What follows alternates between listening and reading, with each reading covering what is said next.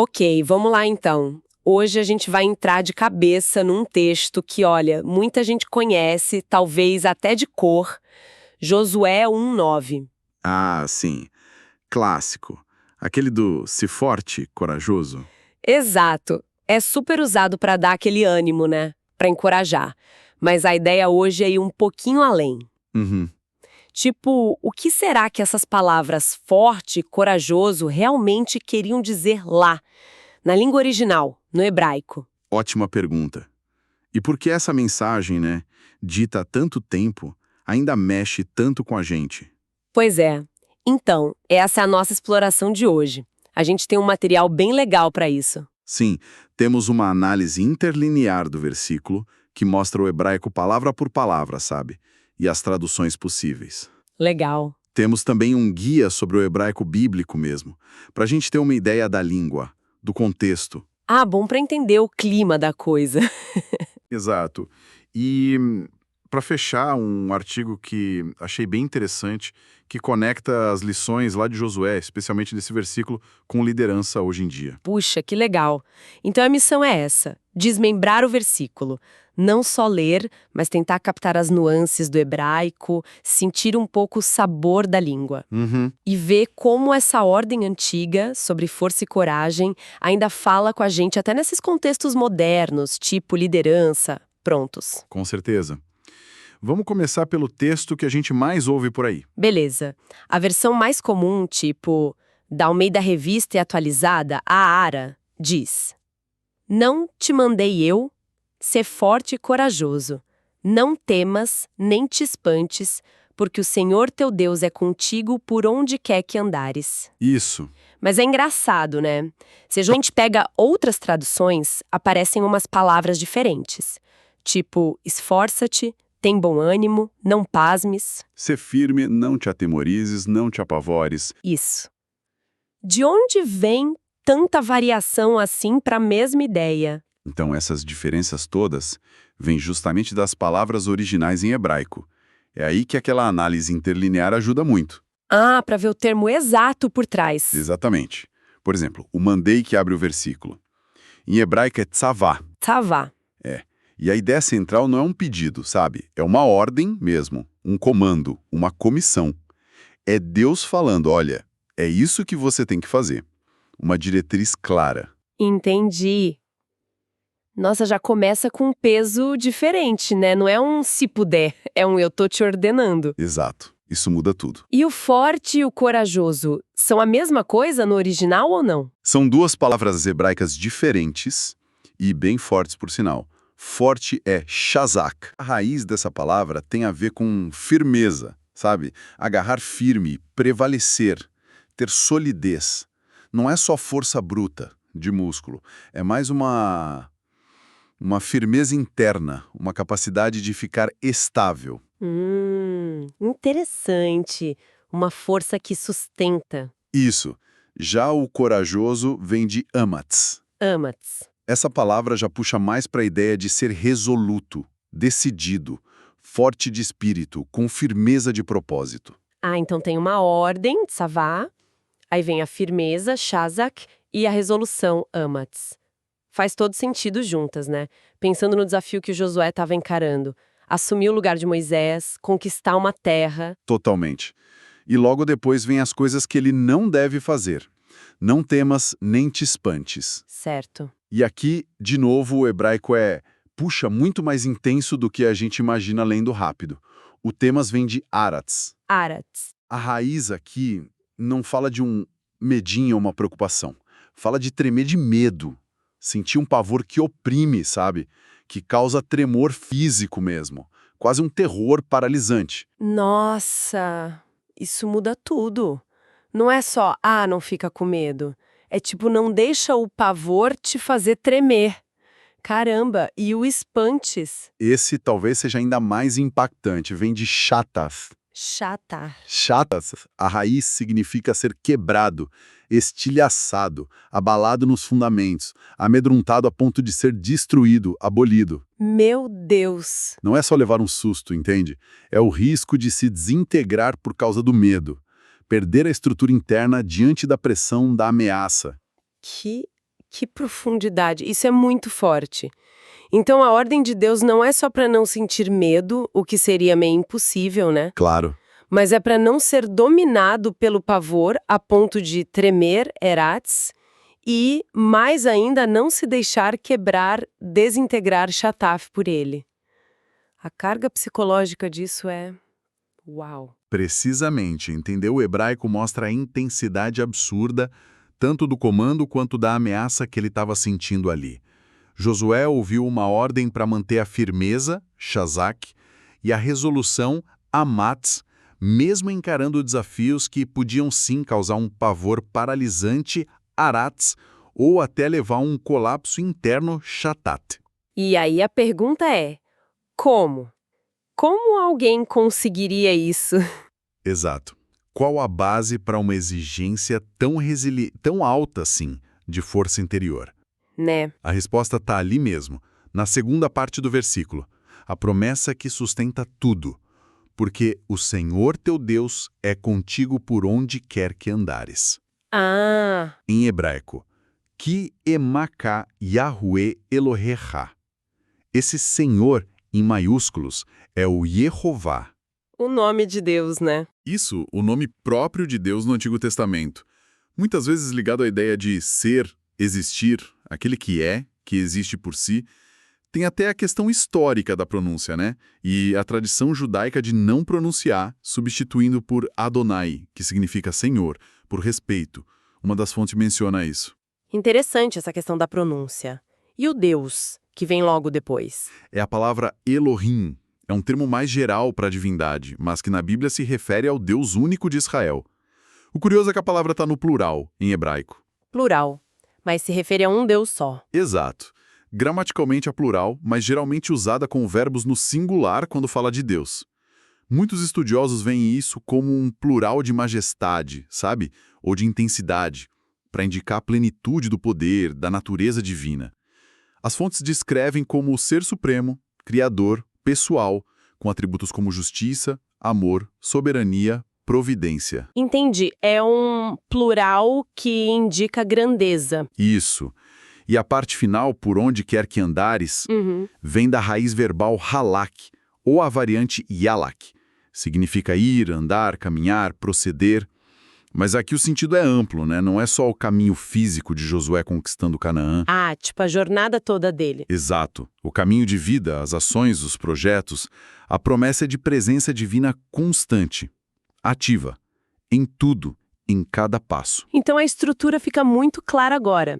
Tem um comando super intenso, seja firme, shazak, seja resoluto, amatz, não se deixe paralisar pelo pavor, aratz, nem se quebrar pela pressão, shataf. Certo. E a base para isso não é a força do Josué, De jeito nenhum. mas sim a promessa firme da companhia de Deus, Yahvé Eloheka, na jornada toda, halak. A promessa é que dá força.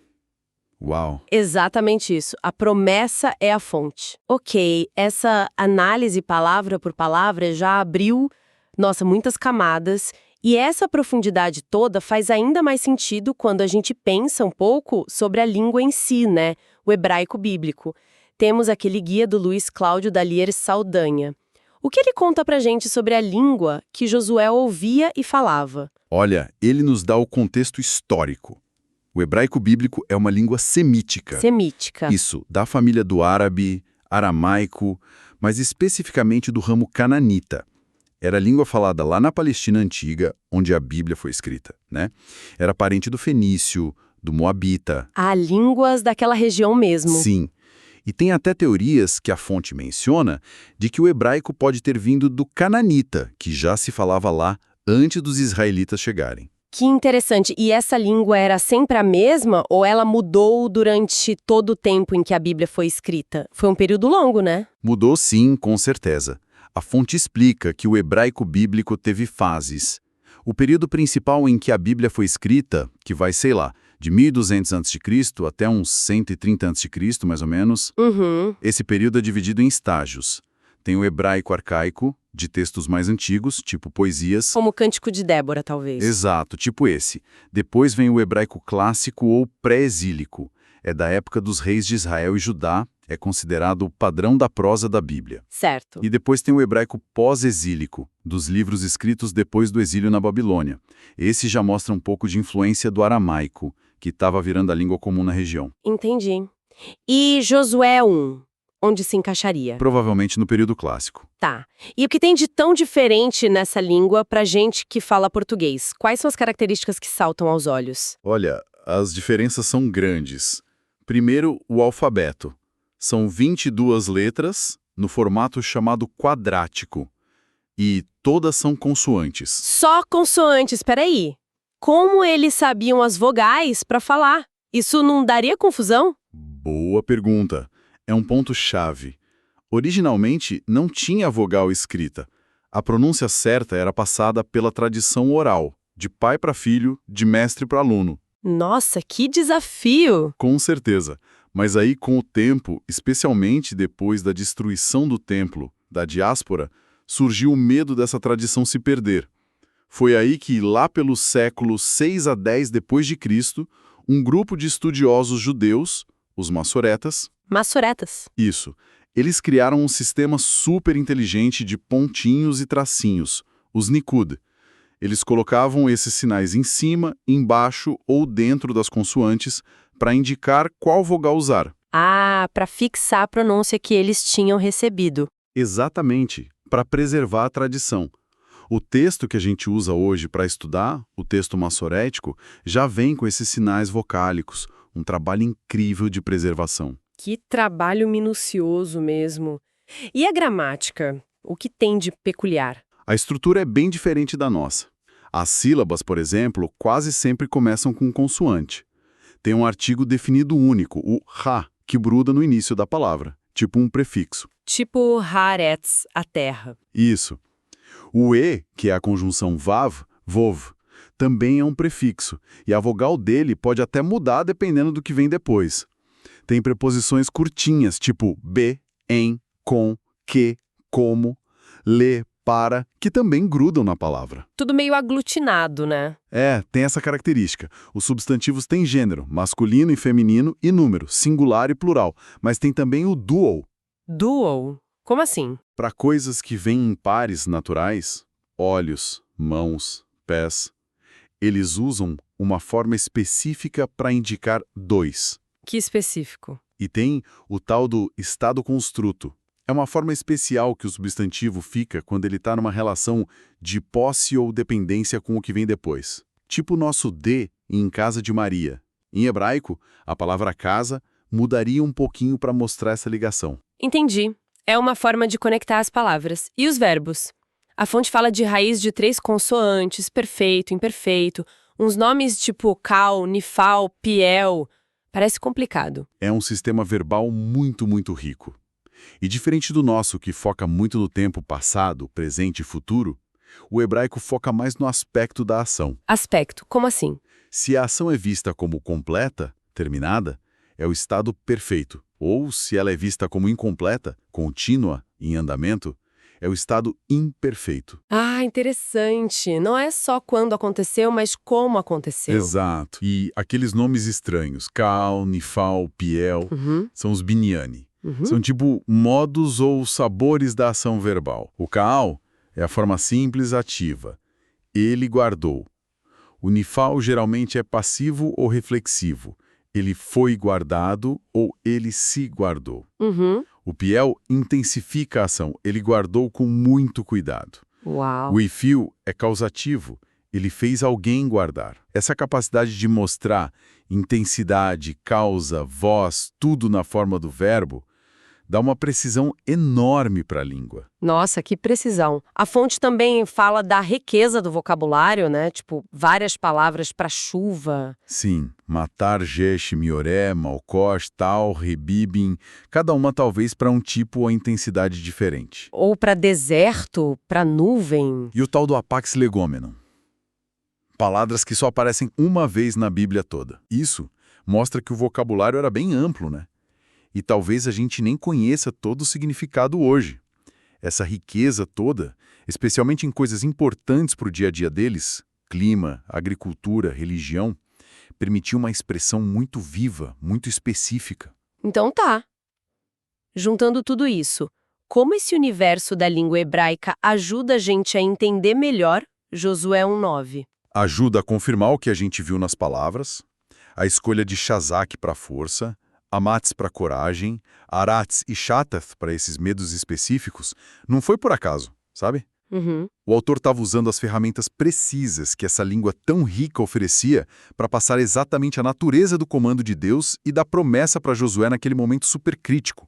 A gramática, o vocabulário, tudo junto contribui para a força da mensagem. Faz todo sentido. A língua da cor, é textura, intensidade.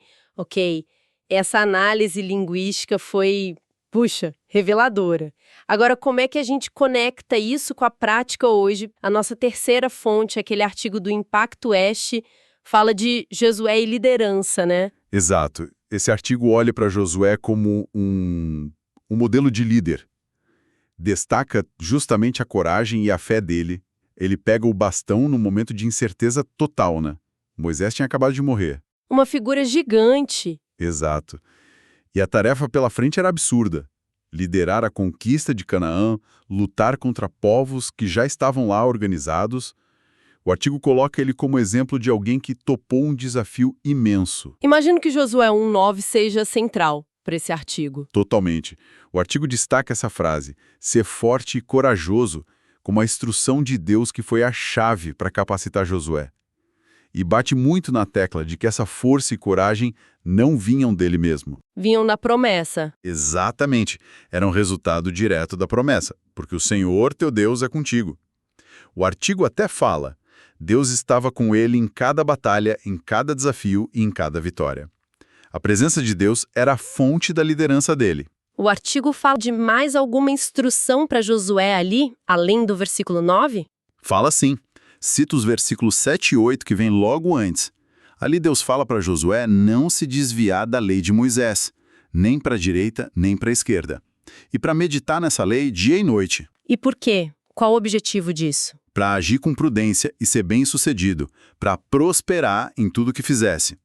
O artigo conecta isso com a ideia de que liderança eficaz, no modelo de Josué, não é só coragem e confiança em Deus, mas também um compromisso sério com os princípios, com a sabedoria que está na palavra de Deus, seja a lei toda ou o comando específico do versículo 9. Que interessante essa ligação. E agora, juntando as peças, a análise que a gente fez da língua e essa visão sobre liderança, fica muito claro, né? Entender que forte, Shazak, é sobre firmeza estrutural, que corajoso, Amatz, é sobre resolução e que o medo ali não é um medinho qualquer, mas o pavor que paralisa, Aratz, e a ameaça de ser quebrado, Shatat, isso dá uma dimensão totalmente nova para essa lição de liderança, não acha? Com certeza. Não é só ter iniciativa, é ter uma resiliência profunda diante daquilo que ameaça te desintegrar ou desintegrar sua missão. Exatamente.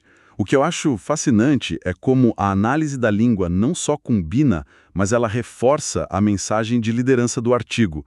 A força, Shazak, e a coragem, Amatz, que um líder precisa, principalmente em crise, não são qualidades que brotam do nada. Certo? No contexto de Josué, elas vêm como resposta a uma ordem clara de Deus e só são possíveis por causa da promessa de presença, de apoio contínuo. Ki im Mekah Yavé Elohechá. A promessa é o alicerce. É o alicerce. O artigo conclui que essa combinação coragem para agir, fé na promessa e obediência aos princípios como meditar na lei, é o que define a liderança eficaz no modelo de Josué. É o que permite superar o que parece impossível e inspirar os outros. A profundidade do hebraico só ressalta o tamanho do desafio e, ao mesmo tempo, o tamanho do recurso que Josué tinha à disposição. Que jornada a gente fez hoje, hein? Começamos com um versículo super conhecido, Josué 1:9, e fomos fundo nas palavras originais em hebraico. Descobrimos significados muito mais intensos para forte, corajoso, temor, espanto. Foi intenso mesmo. Demos uma espiada no universo do hebraico bíblico, essa língua antiga, fascinante com suas manhas. Suas peculiaridades, né? Totalmente. E no final, Vimos como essa mensagem de milênios atrás sobre força, sobre resolução baseada na promessa da presença de Deus, ainda encontra ecos fortes hoje, por exemplo, na liderança. É isso, recapitulando os pontos principais. A força das palavras hebraicas shazak, amatz, arartz, shatat, que revela a profundidade de tudo. O hebraico bíblico com sua estrutura, sua história, que deu a ferramenta para essa expressão. E a lição para líderes e talvez para todos nós, que está nessa dinâmica entre a exigência de firmeza diante do que pode nos quebrar e a confiança na presença que sustenta. Sim, fica muito claro que um versículo que a gente acha que conhece pode ter um universo de significado escondido ali na língua original. E essa mensagem de resiliência, de não se deixar quebrar, parece que fala muito com a gente hoje, né? E isso deixa a gente com uma última reflexão, né? Algo talvez para quem está ouvindo a gente pensar um pouco mais. A nossa análise levou para a liderança, por causa de uma das fontes, mas e se a gente pensar mais amplo? Como essa compreensão mais profunda do que é ser forte, shazak firme, e corajoso, omatz resoluto, diante da possibilidade real de ser abalado ou quebrado, shatatz, como isso pode iluminar as nossas próprias transições, os desafios, as incertezas que todo mundo passa na vida pessoal? Boa pergunta. Como essa dinâmica entre o comando exigente e a promessa que vem junto, contigo por onde quer que andares. Como isso ressoa nas nossas jornadas, mesmo que a gente não esteja num cargo formal de liderança. O que significa para cada um de nós ouvir essa ordem e essa promessa hoje?